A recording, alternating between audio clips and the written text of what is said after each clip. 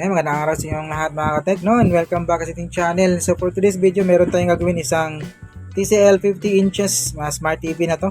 And problema niya, ito yung kanyang problema. Meron naman siyang display pero mapapansin natin dito na magkaiba yung kanyang display. From right to left, yan yun naman, medyo madilim yung side dito sa may left natin, tapos dito sa may right, okay naman yung kanyang ilaw at kulay. So tingnan din, meron din siyang freezing or nahuhuli yung picture dito, meron siyang slow motion. So tingnan nyo, scroll natin dito sa, magsisimula tayo dito sa may okay na side, sa may normal na side. So punta tayo dun sa may madilim na side. Ayun o, tingnan nyo, di ba? Delay yung kanyang display, nahuhuli. Ayun o, dito lang dito na smooth. Dito pag nilipat natin is meron po siyang picture na mahuhuli. So meron siyang slow motion or tawag ng slow motion display, no? Sa mga ganitong problema, kapag kabilaan yung kanyang side cup, tulad nito, meron siyang side cup sa my left, meron din siyang side cup sa my right. Sinilip po natin yan kanina, meron siyang side cup. So kabilaan yung kanyang side cup. Sabihin mga ganitong problema, nasa may side cup yung problema.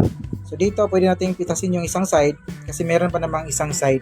Kung saan yung may problema na side, yun doon tayo mag-remove ng side cup. So dito, sa sitwasyon natin ngayon, sa may left yung may problema, so dito tayo magre-remove ng side cup. So bali, tatanggalin po natin lahat yan.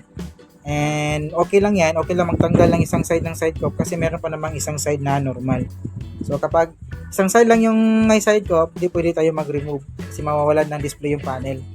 So mga ganong problema, mga ganitong problema, kapag isang side lang yung merong side cup is meron pong kulang na supply na papasok dun sa may side cup niya. Meron pong nawalang supply kaya magaganito din display.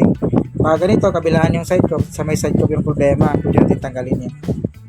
So, tatanggalin ko lang siguro muna to, tapos balik tayo. Tingnan nyo, tandaan yung kanyang ilaw, yung kanyang display. Dito sa side na to, medyo madilim siya, di ba? Tapos meron siyang slow motion, nahuhuli yung kanyang picture.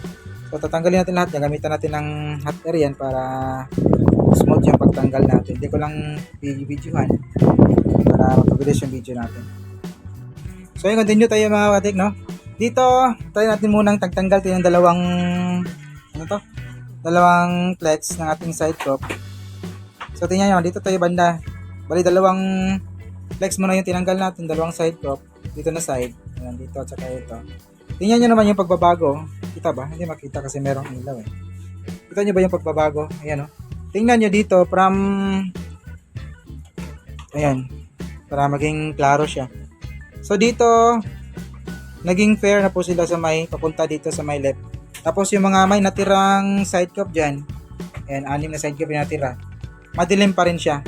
So confirm na sa side cup yung may problema. So ginawa natin, try natin muna dalawa kung meron mang pagpabago, no? Ayan. So nung matanggal natin, so yun nga, yung madilim na side dito, naging fair po siya sa may kabilang side. Yung natirang may side cup, yun po yung natirang medyo madilim at meron po siyang delay or slow motion. So, ang gawin natin ngayon, siyempre, confirm natin na side cup yung problema. Tatanggalin natin lahat yung mga side cup niya. Ayan, tatanggalin na po natin lahat yan. Ayan, continue tayo mga katek, no? Ayan, bali na pitas na po natin lahat yung 8 side cup sa may left side natin. Ayun, wala na pong side cup na natitira dyan. So, pinitas na po natin lahat. 8 side cup po yan.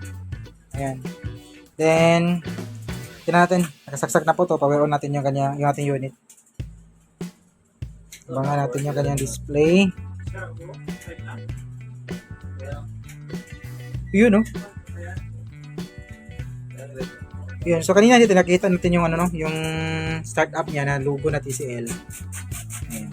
Patayin nga natin yung ilaw para maging klaro natin. Start. So, punta tayo sa may yung kinuha natin kanina. Menu. Ayun, no? Pansin nyo, lumiwanag yung left side natin matapos natin mapitas lahat yung mga side cup. So, ginamitan po natin ng hot air. Bali yung setup, yung settings ng ating hot air is nasa may 250 lang. Yan, tapos pinakamababa yung hangin niya. Yan, naka 250 para hindi masyadong mainit. Baka masira yung panel. So, tingnan nyo dito. So, scroll natin. Punta tayo sa may ayan, tingnan natin kung meron pang delay. Ayan, tutok natin dito. O diba, wala na siyang delay. Then, maliwanag na po yung left side natin dito tulad kanina na madilim talaga. So, yun yung reklamo na mayari, medyo madilim daw yung kanyang TV. Isang side daw yan madilim, tapos isang side normal. Yan, no? Yan yun naman, left to right, naging pantay na po yung ilaw niya. Maliwanag na po yung unit natin. So, ganito na siguro yung video natin mga katek, no? And sana kahit pa naman ako kayong ideas din ginawa ngayon.